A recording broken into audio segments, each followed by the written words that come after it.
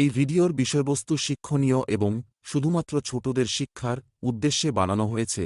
জীবিত বা মৃত কোনো প্রাণীর সাথে এর কোনো মিল নেই। এই চ্যানেলটি এমন কোনো মতাদর্শকে সমর্থন করে না যা কোনো মানুষ, ধর্ম, ধর্মীয় গোষ্ঠী, বর্ণ, থিম এবং সংগঠনের বিশ্বাসকে আঘাত করতে পারে।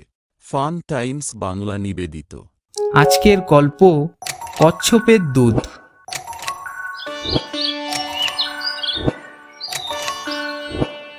এক গ্রামে গোকুল নামে এক দুষ্টু লোক ছিল।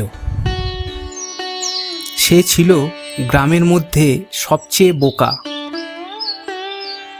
কিন্তু তার বুদ্ধি প্রায়ই অন্যদের বিভ্রান্ত করত। তার মাথায় সবসময় অদ্ভুত সব আইডিয়া ঘুরত, আর সে এই সব আইডিয়া কাজে লাগিয়ে মজার সব কাণ্ড ঘটাতো। সে ভাবল গ্রামের সবাই তার বোকামির জন্য তাকে হাসায়, এবার তাদের একটু শিক্ষা দেওয়া দরকার। তো গোকুল একটা পাকা চাল চালল। সে গ্রামের বাজারে গিয়ে বলল, আমি একটা নতুন ব্যবসা শুরু করেছি, কচ্ছপের দুধ বিক্রি করব, কেউ কিনতে চাইলে আমাকে জানাবেন। সঙ্গে সঙ্গে গ্রামে চাঞ্চল্য ছড়িয়ে পড়ল। সবাই তো অবাক, কচ্ছপের দুধ, এ কেমন কথা?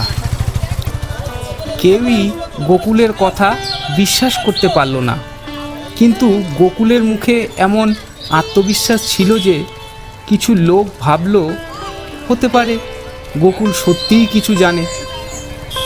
কয়েকদিন পর গোকুল বাজারে আবার গেল। সে একটা ছোট্ট বাটি হাতে নিয়ে সবার সামনে দাঁড়ালো এবং বলল, দেখুন কচ্ছপের দুধ, খাঁটি দুধ, একেবারে তাজা। সবাই তো হতবাক।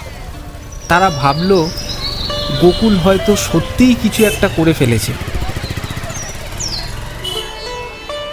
গ্রামের কোটাল এগিয়ে এসে বলল, দেখো গোকুল, তুমি কি সত্যিই কচ্ছপের দুধ বের করেছো?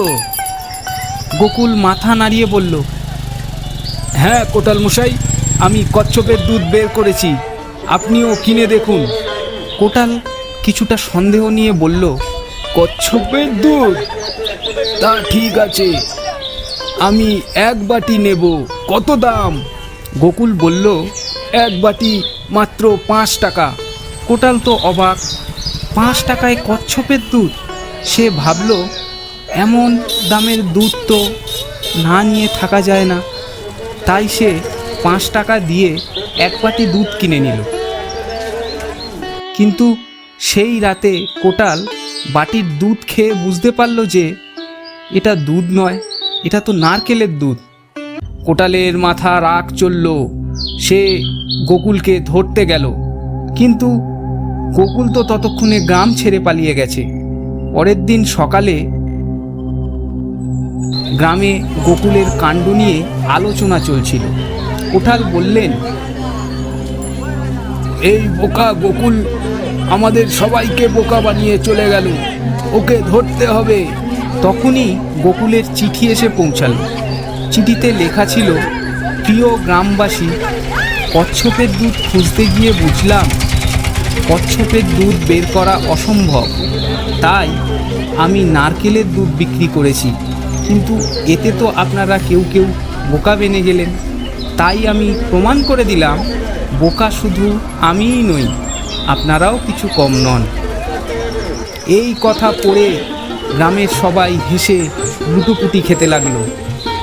কোটালও নিজের বোকামি বুঝতে পারল এবং বলল, আসলে গোকুল আমাদের সবাইকে হাসানোর জন্যই এই মজাটা করেছে, তাই আর রাগ নয়, বরং এই মজাটা উপভোগ করা যাক।